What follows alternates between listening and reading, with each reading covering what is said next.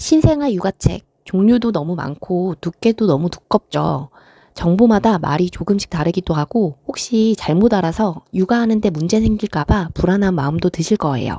그래서 오늘은 1개월 차 아기에게 꼭 필요한 것들, 육아 필독서들에서 공통적으로 안내하고 있는 진짜 핵심만 쏙 뽑았어요. 자고 있는데 깨워서 먹여야 하는지 아닌지, 아기 변 색깔이 까맣게 나와도 괜찮은지, 뽀뽀하면 위험하다는데 도대체 언제까지인지, 기본적인 부분도 헷갈리는 것들이 참 많아요. 시간 없는 예비 엄마 아빠도, 막막한 엄마 아빠도, 아, 이제 어떻게 해야 하는지 알겠다 하고 안심할 수 있도록 신생아 필수 상식을 수유, 배변, 수면, 발달, 위생, 위험 상황 6개의 파트로 차근차근 알려드릴게요. 첫 번째, 수유 파트인데요. 신생아의 간과 장은 아직 발달이 충분하지 않아서 혈당을 오래 유지하는 능력이 굉장히 떨어진다고 해요. 그래서 밤에 푹 자더라도 4시간 이상 수유 없이 방치하면 저혈당 증상이 올 수 있습니다. 국내 신생아학회 지침에서도 모유, 분유 모두 2-3시간 간격을 넘기지 말고 밤에도 최대 4시간을 넘기지 않는다 라고 명확히 권고하고 있어요. 계속 자기만 하는데 할 정도로 신생아는 오래 자거든요. 저희 아이도 신생아 때 배부르게 먹고 나면 3시간이고 4시간이고 넘게 자는 일도 많았는데요. 그럴 때마다 항상 깨워야 돼? 말아야 돼? 하며 고민하곤 했었어요. 저처럼 고민하지 마시고요. 3시간이 넘어가지 않도록 꼭 깨워서 수유해주세요. 모유를 계획하고 있는 엄마라면 처음에 양이 적은가 하는 의문이 든다고 해요. 양쪽 10분에서 15분씩 잘 먹는다면 괜찮은 거라고 합니다. 아이들은 본능에 아주 충실하기 때문에 양이 차면 저절로 쭉 하고 밀어낸다고 하니 너무 걱정하지 마세요. 다만 너무 급하게 먹을 경우 분수토를 할 수도 있어요. 처음 분수토를 직관하고 얼마나 놀랬던지 아직도 그 장면이 기억이 나는데요. 한두 번의 분수토에 저처럼 너무 놀라지는 않아도 되지만 지속적인 분수토는 꼭 병원 상담이 필요하다고 합니다. 그리고 아이가 먹고 트림은 꼭 시켜줘야 한다는 거 알고 계실 텐데요. 특히 분유를 먹는 아이는 젖병을 빨면서 공기를 같이 먹기 때문에 더 신경 써줘야 해요. 간혹 15분 이상 열심히 두들겨도 안 하는 경우도 있어요. 그럴 때는 역류 방지 쿠션에 조심스럽게 내려놓아도 된다고 하니 살포시 내려놔주세요. 물은 신생아 때는 먹이면 안 된다는 것도 꼭 알아두시고요. 두 번째는 배변 파트인데요. 배변 파트의 핵심은 빨간 피가 보이면 즉시 병원에 가야 한다입니다. 신생아 배변은 색깔과 횟수, 변동이 매우 큰 시기예요. 그만큼 변의 정상 범위가 넓다는 뜻인데요. 노란 변, 초록 변, 묽은 변, 며칠 안 보는 것까지 모두 흔한 정상 반응이라고 합니다. 하지만 선홍색 피가 보이는 변은 달라요. 빨간색이 조금이라도 섞여 있으면 안 된다는 거죠. 알레르기성 직장 결장염, 감염, 항문 열상 등 빠른 진단이 필요한 경우가 많기 때문에 즉시 병원 방문을 해야 해요. 그리고 출산 후에 2-3일간 아이는 점성이 있는 까만색에 가까운 변을 봐요. 태변이라고 부르는 이 변은 엄마 뱃속에서 삼킨 양수나 장내 분비물 등이 모여 나오는 거예요. 까만색에 가까운 변은 2-3일 내에 배출되면서 점차 줄어든다고 합니다. 저희 아이는 좀 오랫동안 태변이 섞여 나와서 걱정했는데 빠져나오는 과정이 조금 길어지는 건 걱정하지 않아도 된다고 하더라고요.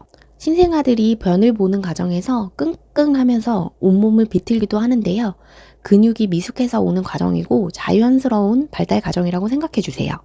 세 번째는 수면 파트인데요. 신생아는 낮밤 구분이 안 된다고 흔히들 얘기하곤 합니다. 그런데 여러 연구에서 조명의 밝기가 멜라토닌 분비와 수면 리듬 형성에 큰 영향을 준다는 사실이 확인되고 있어요. 즉, 신생아도 빛의 변화를 알고 지금은 자는 시간, 지금은 깨어있는 시간을 학습하기 시작한다는 거죠. 수면 교육의 시작이라고 해서 거창하게 생각할 필요는 없고요. 낮에는 커튼을 열고 자연광을 유지시켜주고 밤에는 최소한의 수면 등으로 환경만 만들어준다고 생각하시면 돼요. 그리고 생각보다 정말 많이 잔다고 말씀드렸죠. 하루 기준 16시간에서 20시간 잔다고 생각해 주시면 됩니다. 신생아는 잠투정이 없다는 말도 있는데요. 경험상으로는 2주 지나는 시점부터 졸린데 못 자서 생기는 잠투정이 생기더라고요. 말씀드렸던 대로 낮에는 밝게, 밤에는 어둡게 환경을 만들어 주시면 될 것 같고요. 환경을 만들어 준다고 해서 바로 잘 자거나 하지는 않지만요. 자연스럽게 습관을 만들어 준다고 생각하시면 좋을 것 같아요. 그리고 어느 정도의 생활소음은 허용해 주는 게 좋다고 해요. 너무 조용한 수면 환경은 자칫 예민함을 만들 수 있다고 책에서는 알려주고 있어요.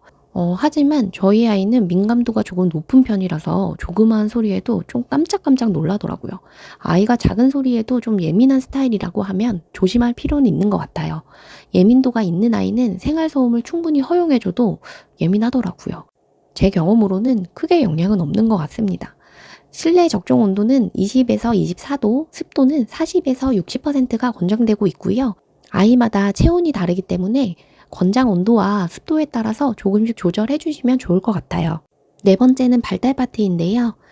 신생아가 가장 잘 볼 수 있는 거리는 20에서 30cm라고 합니다. 엄마가 아이를 안았을 때 자연스럽게 형성되는 거리인 거죠. 이 거리에서 아이는 얼굴 윤곽과 표정 변화를 서서히 감지하기 시작한다고 해요. 초기 사회적 반응 회로를 형성하는 과정인 거죠. 신생아는 눈이 안 보이는 게 아니고 뿌옇게 보이는 상태인데요. 흐릿하더라도 수유 중에 계속 얼굴을 보여주고 눈 맞춤을 해주면 아기의 발달 기반을 만들어준다고 합니다. 자주 눈을 맞춰주고 사랑을 주세요. 모로반사에 대해서는 들어보셨죠? 엄마 뱃속에서 항상 웅크리고 있던 아이가 본인의 팔 움직임에 깜짝 놀라는 반응인데요. 아이마다 다르겠지만 실제로 보니까 생각보다 동작이 좀 크더라고요. 요즘에는 모로반사를 잡아줄 수 있는 제품들이 많이 있기 때문에 도움을 받거나 속사계로 싸서 아이를 감싸주는 게 좋습니다. 아이의 자연스러운 발달 과정이니 저처럼 너무 놀라지 마시고요. 아이는 항상 주먹을 쥐고 있어요. 그 주먹 쥔 손이 당연한 거라고 생각해 주세요. 1개월까지는 주먹이 기본 자세입니다. 생각보다 꼬릿꼬릿한 냄새가 날 수 있어요. 다음은 위생 파트인데요. 매년 뉴스에서 언급되는 신생아 헤르페스 감염 사례는 대부분 성인의 입술, 얼굴, 손의 접촉으로 전파된다고 합니다. 성인에게는 단순 물집이지만 신생아에게는 폐렴, 뇌염, 폐혈증으로 이어질 수 있어요. 3개월까지는 아기 얼굴, 입에 뽀뽀는 절대 하면 안 되고요. 3개월 이후부터는 면역력이 조금씩 안정화되고 6개월부터는 면역 활동이 더 활발해지기 때문에 6개월 이후부터 조심스럽게 허용하는 것이 안전합니다. 배꼽은 마를 때까지 자연 건조 시켜주면 되는데 대부분은 2주 이내 조리원 생활할 때 떨어지는 경우가 많아요.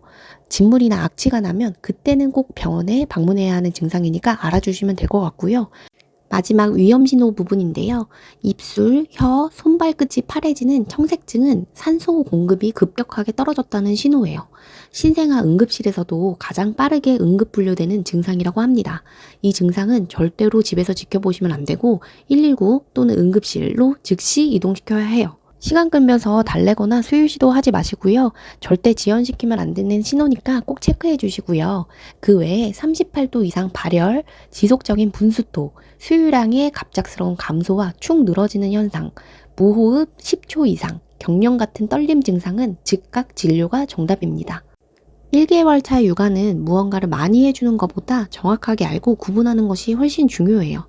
오늘 알려드린 수유, 배변, 수면, 발달, 위생, 위험신호, 이 핵심 6가지만 알고 있어도 1개월 차 아기의 건강과 발달을 지키는데 가장 중요한 기초를 알게 되는 거예요. 우리 아기 잘 먹고, 잘 싸고, 잘 자는 건강하고 행복한 육아를 응원합니다.